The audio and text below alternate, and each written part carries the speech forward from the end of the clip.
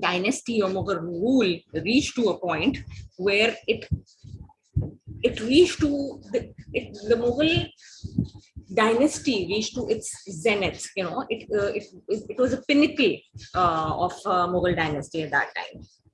So we have already talked about Jahangir, we've already talked about Shah Jahan, and we also discussed about Aurangzeb as well, and how Aurangzeb, usually this question is asked, or this question can be asked not only in your papers, but also it can be asked in, and generally, inshallah, it will clear your exams. Indo-Pak history is a very important topic when it comes to interviews, but obviously right now, because we're discussing it from the perspective of papers, written paper, so we'll try to maintain our focus on the syllabus at the moment and how the questions are asked in the past papers as well. I know I promised in my last lectures that I'll try to discuss, and I will try to discuss the past papers, inshallah. So not to deviate from our current topic or of discussion, I hope I'm audible. Can anyone please write in the chat and tell me if I'm audible or I'm clear? Kindly let me know.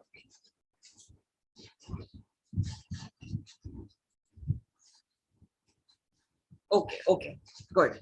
So not to deviate from a topic, because I wanted to take it a bit slow at the moment, because inshallah, as we go along in the next lectures, we are going to increase our pace. This lecture is going to be a bit slow, and I will try to cover more Mughal and less British related topics here. So जैसे आप past papers में करते हैं, past papers discussion में Indo Pak history का जो paper है, क्योंकि मुझसे, because I am reminded, like मुझे instantly वो सारी चीजें याद आई हैं. बहुत सारे students जो हैं वो मुझे मैसेज करके पूछते हैं कि मैम हम कौन सी बुक पढ़ें, और कि किस तरह इंडो पाक में कितना स्कोर हो सकता है, अगर हम ये पीरियड कवर कर लें, मुगल पीरियड से लेके प्रेजेंट पीरियड तक कवर कर लें तो हमारा हो जाएगा paper clear.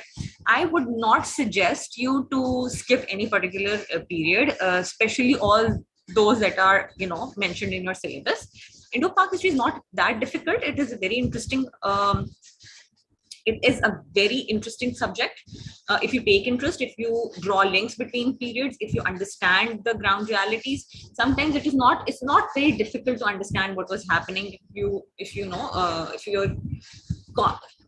curious enough, or if you are अगर आपको interest है, if you're an inquisitive person. So I think history is the kind of subject that you can ace. Secondly, all that they're going to judge you on, not only the dates and the events that you're going to memorize, but also how you will construct your answer. अगर कोई भी सवाल आता है किसी भी specific era से या किसी भी specific period से, तो आप उसको किस तरह construct करते हैं, how easy it is for the the examiner to judge you, and इस हिसाब से जो है वो आपको they'll obviously score you.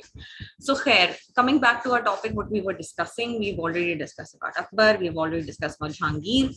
It is very important to, when I said we cannot study Mughal period in isolation, what I meant was that there were a lot of uprisings in the form of, and one of the strongest forces in the region, specifically in the northern Indian region, because they started facing a lot of resentment towards the Mughals, started from the North Indian, especially in the form of the Sikh uprising.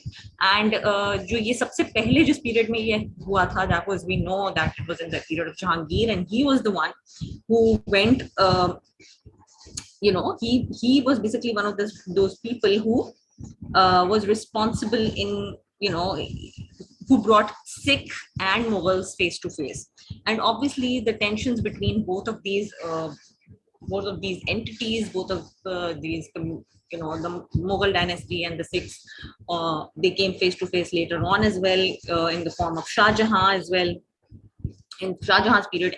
But the resentment grew to a point where in Aurangzeb's period, Aurangzeb was displeased with Harbai, who was the Sikh guru, in 1659.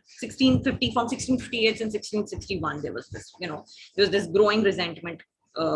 Mughal and Sikh relations continue to be bitter under the new Sikh guru Harkishan, obviously, from 1661 till 1664, and the Mughal obviously there were Marathan revolts going on. So there were a lot of different factors that resulted in the demise of the Mughals. Now we'll go back to, what was the actual reason. So हम ना सिर्फ शाहजहां जो ये periods discuss करने की बात हुई थी उसमें हमें ये we have to keep it in mind कि जब हम यूरोपियन ट्रेडर्स की बात करेंगे या यूरोपियन अराइवल की बात करेंगे before British, because if you are aware of it, British weren't the first Europeans to come to India. So we'll take a lot of different topics side by side. We'll talk about the demise of Mughal Empire, decline of Mughal Empire, along with the arrival of Europeans in India. I hope it's clear so far and I hope it's making sense. जिस तरह lecture आगे जाता जाएगा आपको चीजों को ज्यादा समझ में आती रहेगी. शुरू में लेक्चर को लेके चलना थोड़ा मुश्किल होता है, but obviously as we go along you will understand what I'm saying a bit better than you are right now. Okay, so in the last class we talked about the Aurangzeb, and when Aurangzeb passed away he was 88 years old. Okay, the thing is कि मैं screen इसलिए share नहीं करी because I am currently not using notes. I'm using my notes at the moment, and I am not like as I've mentioned it before, I'm a bit under the weather, so this lecture will be audio, okay? But inshallah in the coming lectures, and because we'll have a class on Sunday, we'll continue with this topic on Sunday as well. But this class is also very significant because we'll talk about how British came and their influence on Indo Pak region, and what was the situation at the moment when the British came, because British, as I mentioned before, British weren't the first people in the region. So they weren't the first Europeans in the region. In fact, the first Europeans to come to this region were Portuguese, and they weren't British. Okay. Now, so the last Mughal is famously known as the last Mughal, Bahadur Shah Zafar. There's also a book by the name. How many of you know about William Dalrymple? Anyone who knows about William Dalrymple? So William Dalrymple is one of the most famous historians of Indo-Pak history, and he has covered Indo-Pak history in detail. And I would suggest you to read The Last Mughal and The White Mughals. And even if you don't have enough time, because when I was preparing for my Indo-Pak history papers, I didn't have enough time to read a lot. So what I used to do is that I would either read reviews of the books of most famous authors or most recommended authors, or I would go on YouTube and look at, there are a lot of different videos on YouTube which talk about the discussion panel. There's a discussion panel with the author, and where they're discussing the books, and even the author is sharing about why they've written it, what was their point of view about a particular thing. Okay, so now we come back to Bahadur Shah Zafar, and how Bahadur Shah Zafar is said to be the last Mughal, and a lot happened from Aurangzeb till Bahadur Shah Zafar. Aurangzeb passed away in 1707, as we've already talked about it, and he was 88 years old when he passed away. He was buried modestly, as he promoted modesty during this period. And this is one of those things that is, this is the point which pleased a lot of people in the region, because Mughals usually had, before Aurangzeb, had lived a very lavish life and very grand life. However, Aurangzeb lived a life with modesty, and a lot of his followers praised him for this. And his grave is sited in the courtyard of shrine of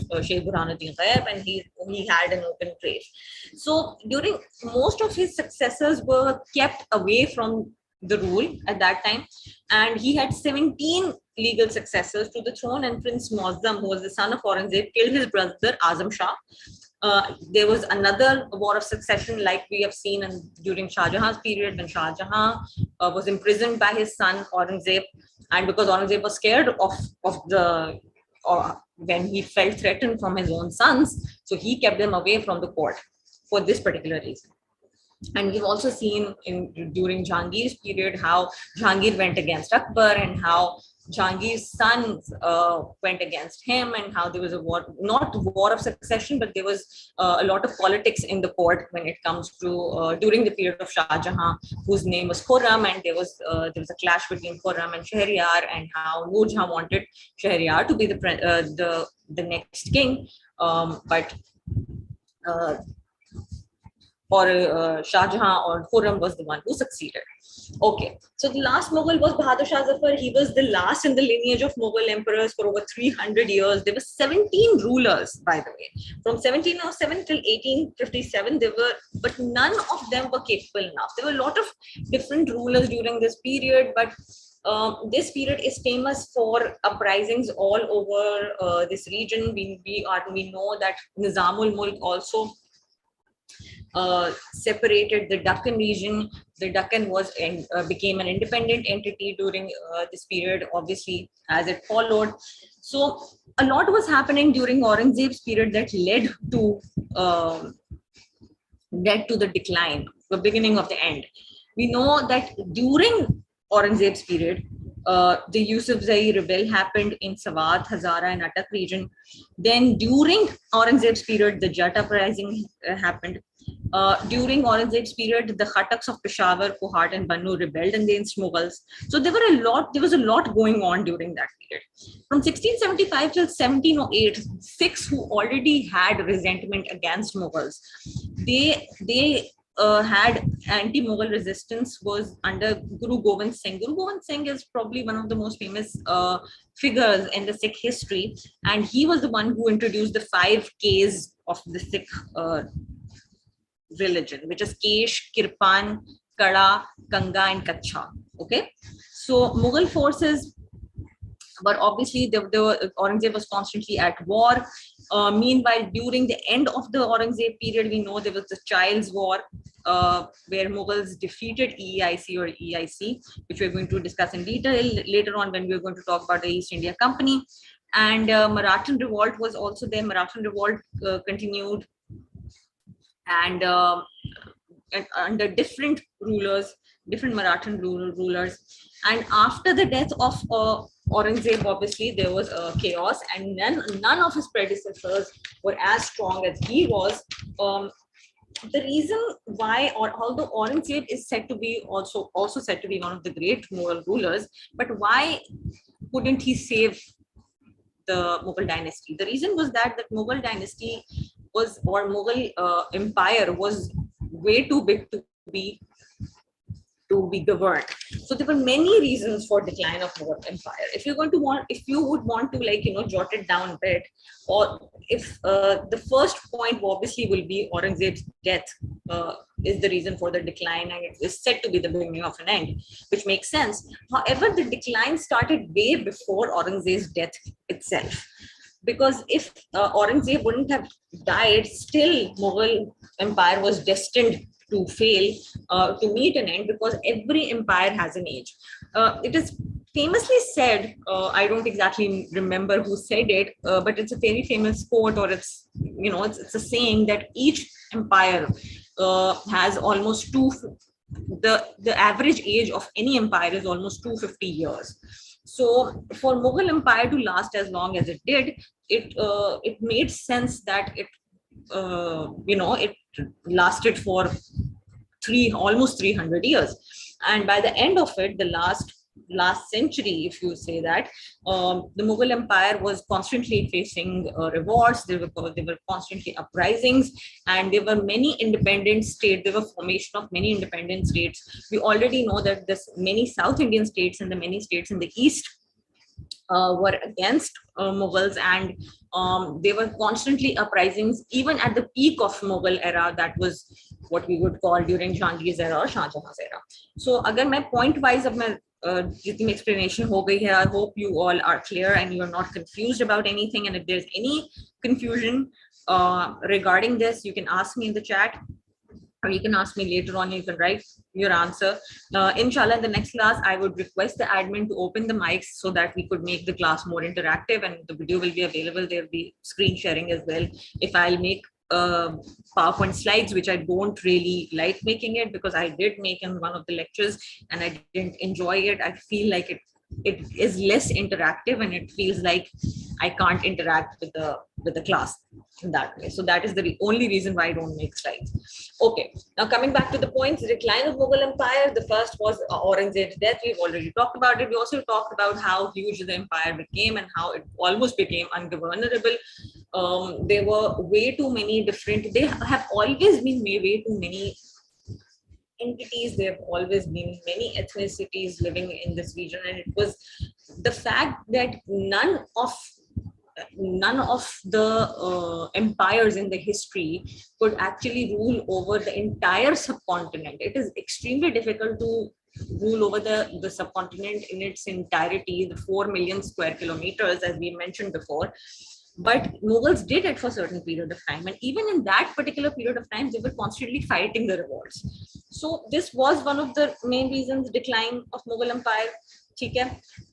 Second point यही है कि Mughal Empire during his reign reached its extent, which led to its dissolution. Again, you can also mention that obviously it reached to an age where, like any other average empire, it was supposed to meet its end.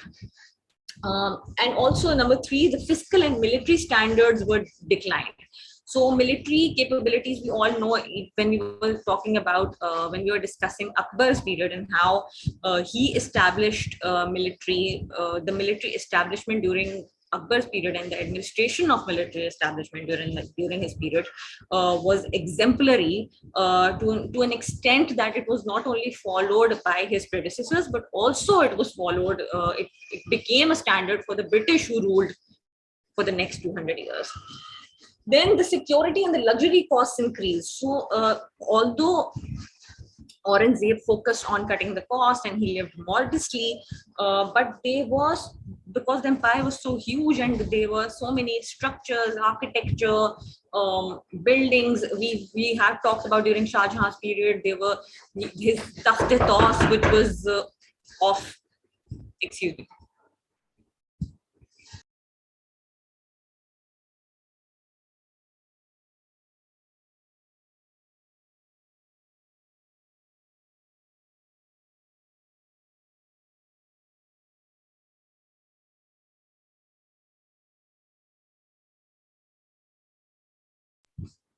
I'm sorry for the interruption. Okay, so during Shah Jahan's period, there were a lot of luxury costs. We know that there were 999 gardens in Kashmir, where he would spend his summers there. And there were buildings like Taj Mahal was built, Shalimar Gardens were built, great tombs were built. Even in Jahangir built Hiran Minar in the memory of his dear. So we know that there was a lot of luxury cost, the way they lived their lives, and the security costs obviously increased because when the empire was at the end of its period, they were constantly under threat, not only from the internally but also externally as well. So fifth point is that the land became the usual means of remunerating officials rather than the cash. So because they couldn't fight many wars, and war was the mean of generating revenue during that period. Or in ancient times, you would see, not in ancient times, but even back 400 years ago, war was the means of generating revenue. And because they were ruling at this in this region, so they had to maintain the cost. There were a lot of different costs, luxury costs, etc. There wasn't much investment on the developmental sector. There wasn't much investment on education, on science, and on different policies, and there was more focus on the art and architecture and culture, which has its own significance. But it led to they could not they wasn't obviously it wasn't okay. So because an imperialism was already on the rise on the other hand, so we know that in this region there was a lot of land and everyone had it. They controlled almost the entire subcontinent. So people at important positions, what did they do? They would give land to the people, and in the form of remunerations, because there was no cash available. Now, the third point was divisive tendencies in large empire undermine the central authority. And this is a huge issue because the greater the empire is, the central authority is weakened, obviously, and it becomes very difficult for a central government or federal government to control the entire region. This was the reason why subcontinent, there wasn't never a one India. It is a very common mistake that a lot of people make when they talk about India before partition as one country. India was never one country. One of the great, one of very famous political and political writer. You must have read his articles in Dawn as well. Javed Jabbar. He talked about how never in the Indian history, India was always divided, and it was never considered to be a single country or single entity, or in modern terms it was never one state, never a democratic state, and never state. Even under monarchy it wasn't, and there was constantly uprisings during every period. Even in Chandragupta Maurya's empire, which is a very famous empire in the ancient Indian history, even then they had rebellions and revolts, and there were people from many ethnicities, many languages and culture they lived. And because Mughals lost their touch, they lost their power, which means that because they didn't have a monarch, a strong monarch like Aurangzeb or Akbar or Shah Jahan to control them, so the empire started to divide, and there were obviously many uprisings. Marathas ravaged Mughal provinces in 1700s in the north. We already know that there was a threat from the south, there was always a threat from the east, but in the north, which was the center of empire, which was important for the Mughal rule, they were ravaged by Marathas. Then secessionist agendas rose from the Sikhs. We already know that the agendas were, there was anti-Mughal resistance from Sikhs, from Jats. There were Jat uprisings as well. The Rajputs were against all the Muslim rulers ever, and obviously Rajputs were against Mughals as well, due to the weak economic system that existed during that time. Closer to this period, I will tell you the exact date.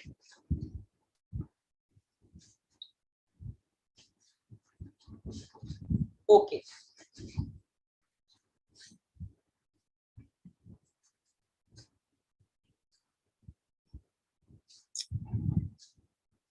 Okay, apologies.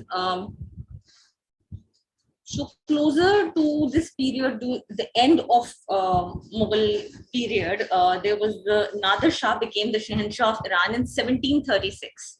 So Nadir Shah became the Shahanshah of Iran in 1736, and he invaded Delhi in 1739 to be specific.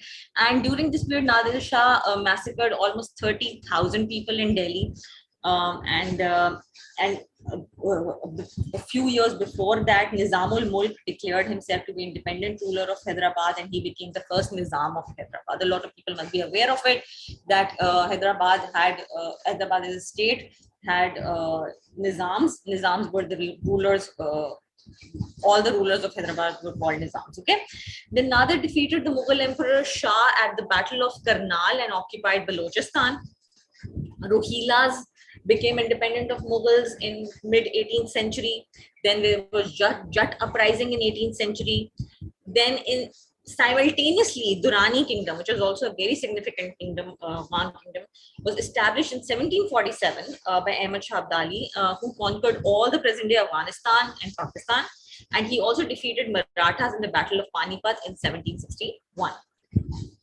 Now the 14th point is Daud Potas in Sindh. Daud Potas, Kalmodas and Talpurs became autonomous in Sindh. So Sindh was also separated. There were already wars going on in Punjab in form of the clash when it comes to Durrani kingdom, and the Jat uprising was there as well. And Marathas obviously ravaged this land. Then Khan of Kalat controlled most of Balochistan except the Gavadur. Gavadur wasn't part of it. In 1758, closer to that time, Marathas, Rajnath Rao conquered Punjab. Then KPK and Kashmir drove out Taimur Shah Durrani, and Punjab, KPK, Kashmir all came under the Marathas. Okay. Then third Battle of Panipat was Ahmed Shah Abdali captured the remnants of the Marathas, and EIC, East India Company, took advantage of the entire situation, entire chaos, and they eventually, we know that they conspired against the Siraj-ud-Dawla of Bengal, and the Battle of Plassey happened in 1757. So this is basically summary of the events that happened that resulted in the decline, not only that resulted in the decline of the Mughals, but the events that led to that caused the decline of Mughals, and that was the background of it, and obviously the how the what happened after the decline of Mughals, and what happened during the period from Aurangzeb till Bahadur Shah Zafar, who became the ruler in 1837. Okay. So, but if you'll have to discuss the causes of Mughal or the decline of Mughal, there are 10 causes that I can tell you. The first one is the weak successors after Aurangzeb. We already know that, right? The second is Nadir Shah's invasion. We've talked about it. Then the risings of Sikhs, Jats, and Marathas. I'm going to tell you it in points, and you can elaborate later on. Obviously, because we are discussing it at the moment, but when you're writing an answer, these points should be in your mind. You can't memorize headings for particular answers. What you can do is that you can memorize dates and events and particular points related to an answer, because you already have a lot to memorize when it comes to CSS papers.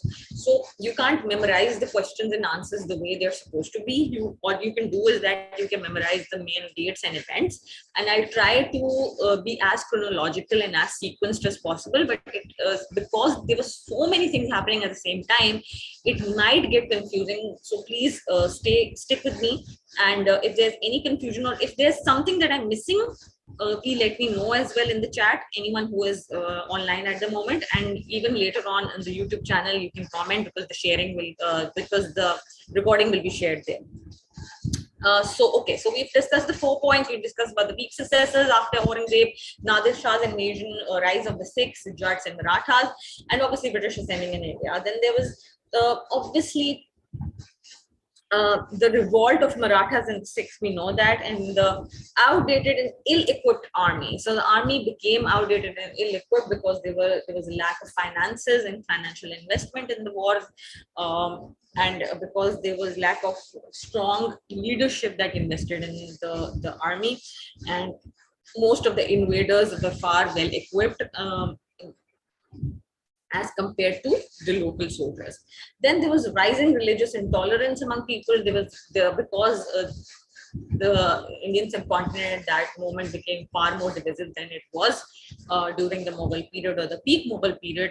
As we have seen during the Akbar period, although there were a lot of religious scholars were against Akbar, his introduction of Deen-e-Ilahi, and how they felt that the scholars were patronized during this period, but still he tried diplomatically, he tried to create harmony among different communities. Okay, so then obviously there was a huge financial crisis. Number 9 point is financial crisis. There was financial crisis. They weren't invading any more states. They had to maintain it, because it to a certain extent it is easier to invade a piece of land rather than rule it effectively and manage it. Unlike during the peak Mughal period or during the period of when the Mughal Empire flourished, the successors were weak. They weren't. Most of the successors were of Aurangzeb were purposefully kept away from the court, so they had little experience of management, of pure management or ruling. And obviously luxurious and extravagant rulers came after Aurangzeb. Although Aurangzeb was modest, but most of the rulers who came after him focused on activities they had various different interests. We all know that Bahadur Shah Zafar, although his rule was, at the end of it was only limited to his to his fort, or to his fort at that time, and or to Delhi at that particular time. And he was, we know that his pen name was Bahadur Shah Zafar, which is, or in Urdu we call it Takhallus. So he was already busy in writing poetry, and obviously, although he is considered to be a main figure of mutiny or the War of Independence, as we shall discuss later on, however, he wasn't a strong leader. He was more of, he was a token. It was sort of a token symbolism when it comes to, a lot of people wanted to follow him, wanted to make him the leader, but all he could offer was token symbolism, in the form of a Muslim leader or an Indian leader against the invaders, in form of British, or EIC, or East India Company. Okay, now we'll go and discuss. We'll discuss the European presence in India and how Europeans invaded India, or Europeans in India. So basically, we all, in the beginning of the lecture, I mentioned, kya tha ki it wasn't the British who, British weren't the first people to come to India. In fact, British weren't, it wasn't until I think almost 100 years after Portuguese, British came to India. So the first person who came, first sailor, his name was Vasco da Gama. A lot of us are aware of it.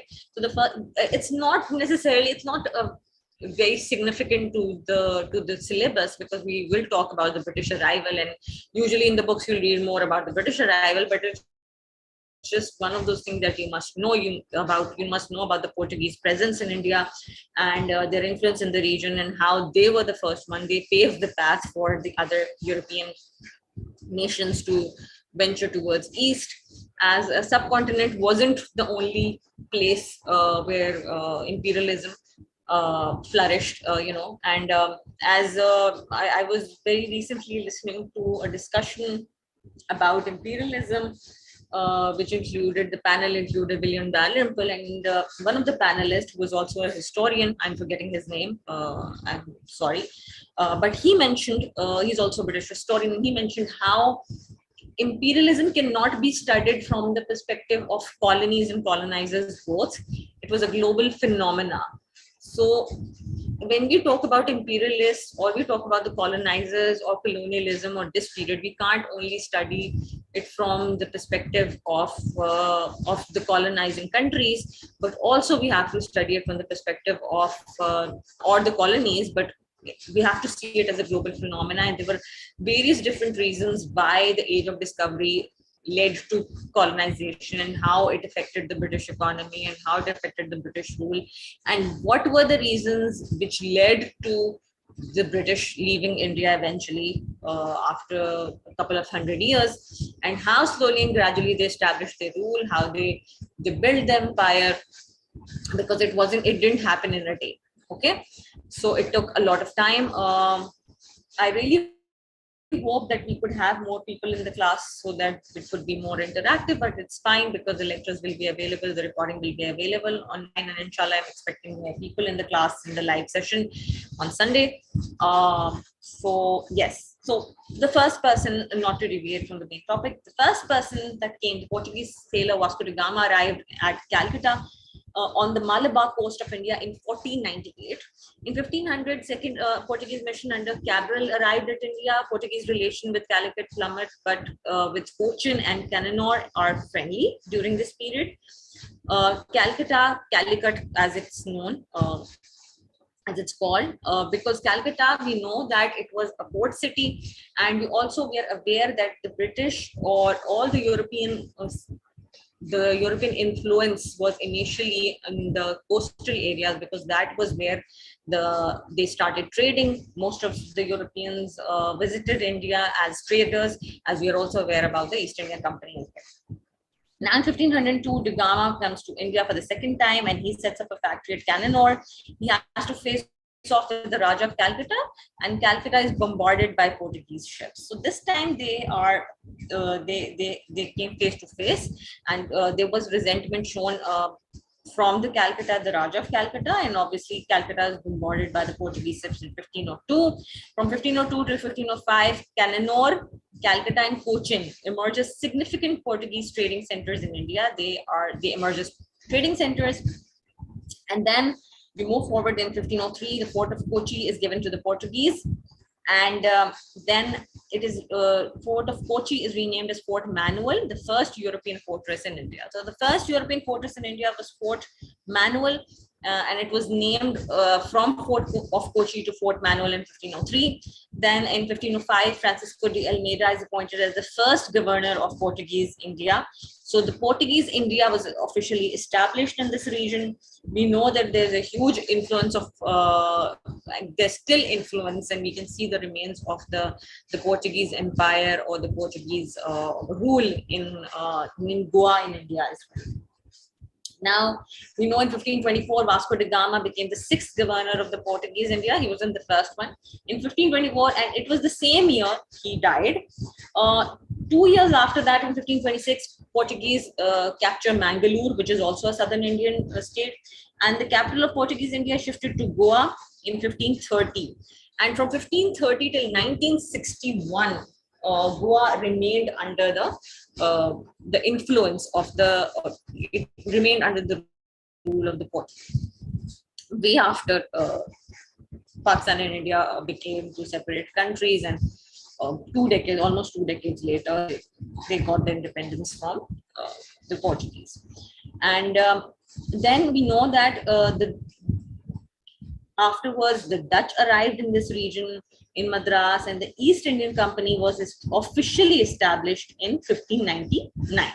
Okay, now this is a very important point. Rest was obviously the background, just to tell you how the situation was and what was the influence of the European powers, and how the age of discovery, this period is called the age of discovery, which led to colonization, influenced the presence of Europeans in this region. Okay, now we move to excuse me. Okay. Okay. So we know that Portuguese had traded directly with India for over 100 years. We also know that from 1510 till 1961, Goa became the capital in 1530, and from 1510 till 1961, there was the empire of Portuguese Empire ruled Goa in this region, and Vasco da Gama was the first person. He came in 1498 for the first time, and he later on came 2 years after that, and he was also appointed the sixth governor of Portuguese India, and it was the same year he passed. However, 100 years later, almost 100 years, like Portuguese were already trading in this region. In 1583, Queen Elizabeth I dispatched a ship by the name of Tigger, Tyger, to the subcontinent to exploit the trade opportunities. And almost 16 years later, on October 31st, 1600, a group of merchants incorporated themselves into the East India Company. So the East India Company officially started in October 31st, 1600. And it wasn't until that period, it wasn't called as the East India Company. Before that, they were independent traders, and now they were incorporated in the form of East India Company, and they were given the monopoly rights on all trade with India.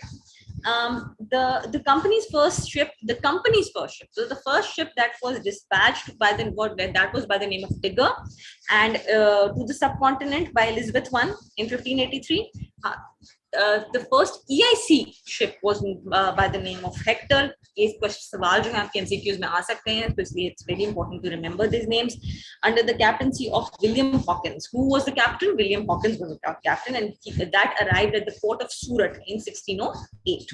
1600 में EIC बनी, 1608 में first ship by the name of Hector under the captaincy of William Hawkins came in 1614. The British East India Company opened its first office in Bombay. अच्छा, to remember it, बात याद रखनी है कि अक्सर EIC भी आपको लिखा हुआ नजर आएगा. Usually we say that EIC was the British company. However, it's wrong, because East India Company had two separate wings, or there were multiple different wings, but the ones that are mentioned in the history, one is English East India Company, EIC, that was established in 1600, which has obviously played a significant role in that, because the British ruled here. And the other one was the Dutch EIC, that was established in 1602. Although Dutch ruled, Dutch presence, the Dutch presence was there before the British. However, Dutch EIC came in 1602. Okay? It was established during this period, and they came here.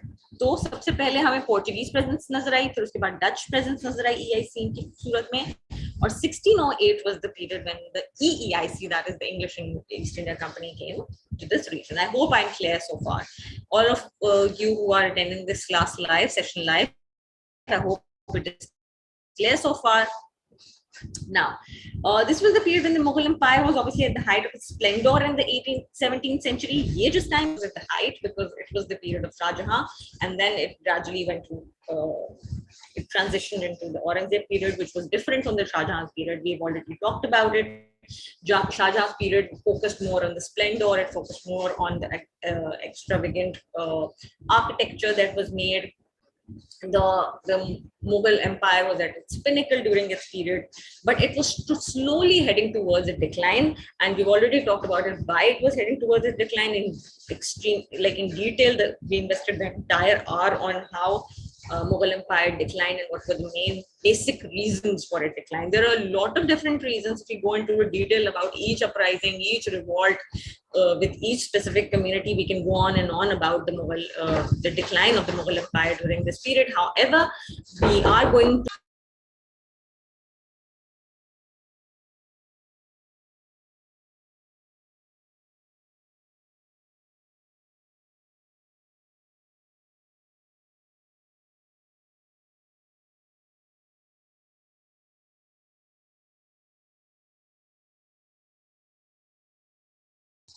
okay, now apologies for the. Okay, so where were we? Okay, so we know, and we also know, and when we were discussing in the last class about Jahangir's period and how during his period the first contact between the British Empire and the Mughal Empire, or the subcontinent, was established during the rule of Jahangir. And it was during his period, because King James I was the one who was ruling in the Britain, and Jahangir was the one who was ruling in the subcontinent. And during his period, Sir Thomas Roe, who was the first emissary or the first diplomat of the British, he was sent to contact the Mughal emperor, and he met him, and he gained the confidence, and the relationships were cordial relationships were established between both British as well as the Mughals. Okay, now when we go back a bit, and we know that the EIC has. The first ship has arrived here, and this was the period of the Mughal Empire was at the height. It was at its splendor in the 17th century, and it controlled a great part of vast subcontinent under a consolidated government, which was the capital was at Delhi. So the Delhi was the heart of the Mughal Empire. In southern India, which always had a separate history from the south, from the North India, as we mentioned about, we also talked about the Cochin, Kannauр, and Calcutta. So those states were in southeast, and when we talk about North India, it is different. So in the beginning of the lecture, we talked about how India has always been divisive. There have been moments in the history where they were united, or they were kept under one rule in different monarchies. However, eventually they always broke into different independent sovereign states. So even during, and obviously it was British policy, it has been used quite a few times, the divide and rule policy that was established by the British from the way, and they saw that the southern India was vulnerable to the change that would be brought. They'll be more accepting towards the change because they do not like to live under the Mughal rule. And obviously during the same century, we see that Nizam-ul-Mulk makes the Deccan an independent state, which is also a southern state in India.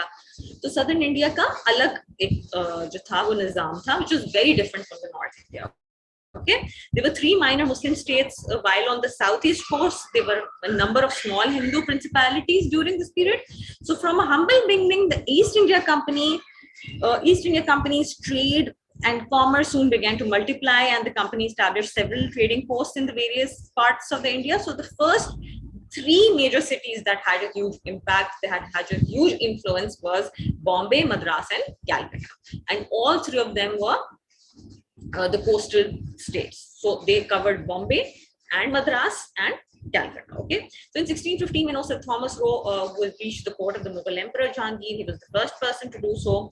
And we also know that he was the emissary of King James I, and what he did was that he not only gained confidence, but he gained the right for the British to establish a factory in Surat. Okay, and British continued to see concessions from the Mughal rulers and gradually eclipsed the Portuguese. The Portuguese already were there. Their presence were 100 years ago. They came here. However, the positions and the way they diplomatically interacted with the Mughals during this period, that they not only they gained confidence, but they also sought concessions from the Mughal rulers during this times, and not because they established such confidence. There was an unrivaled trading monopoly of British in this region, and we know that the coast they started establishing their English community. So not only during this period they didn't have many, they didn't have forces, but they were posing. Obviously, they were posing. This is how they came to Indian subcontinent. They posed as traders, and they started establishing their large English communities and developed three presidency towns. So there were three separate presidency towns that were established. One in Calcutta, one was in Bombay, and the third one was in Madras. Okay. Now, in before we go to 1717, during this period,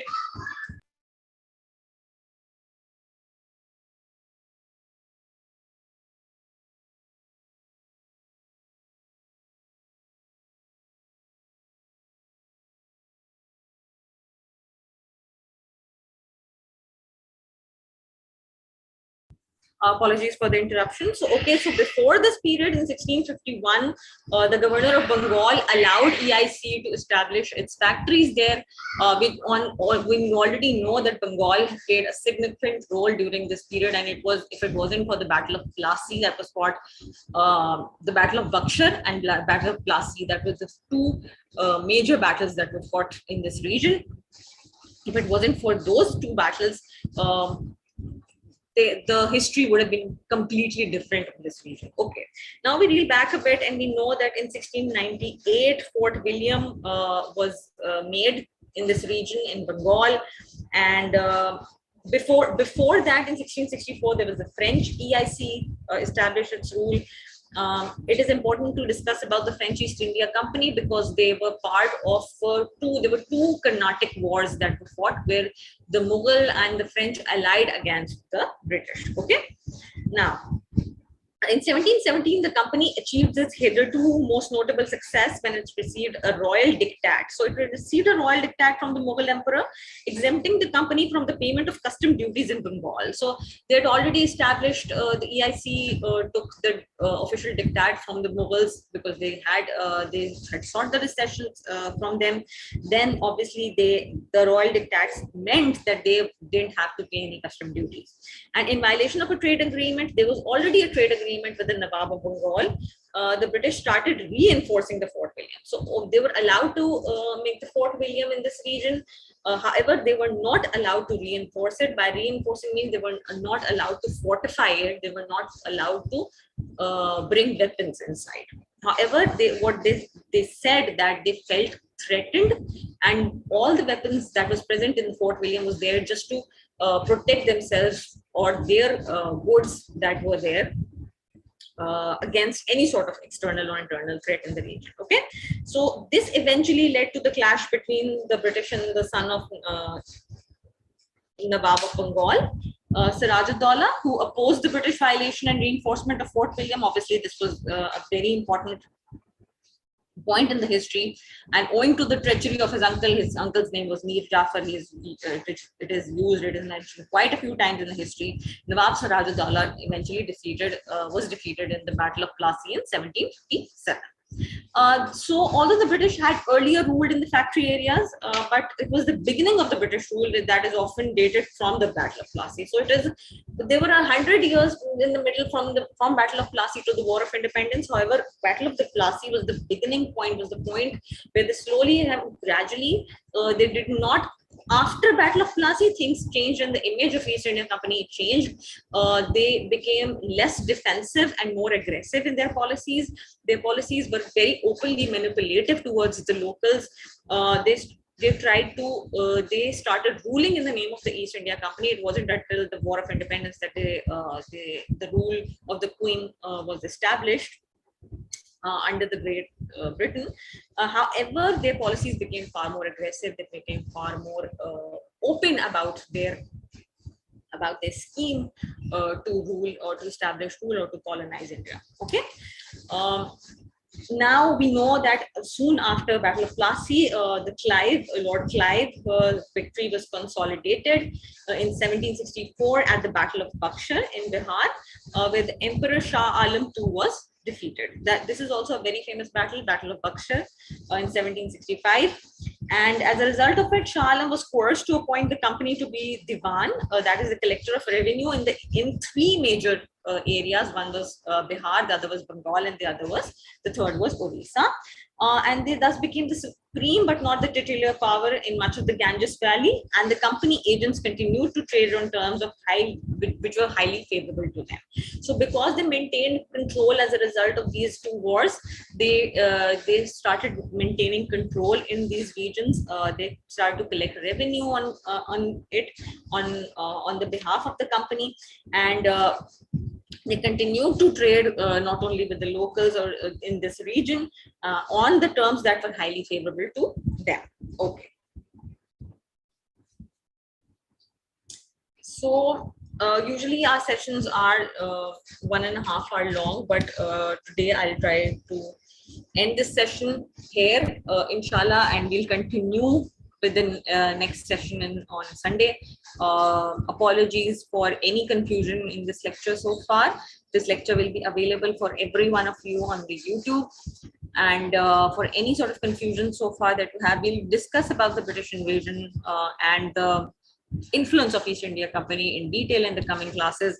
I just wanted to make sure that we discuss the decline of the Mughal Empire as well as the beginning or the arrival of the British in India and how they slowly and gradually established their rule in this region in the form of East India Company. And not only were the British East India Company, we talked about the Portuguese, we talked about the Dutch and the French.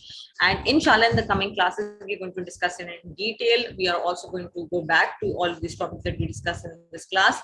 Hopefully, it was fruitful to all who attended the session online. I would expect more people. Thank you, Sagar. I would expect more people to be there. Apologies for the lecture to be a bit slow, and apologies if it felt a bit haywire. It's just that I didn't want to miss today's session.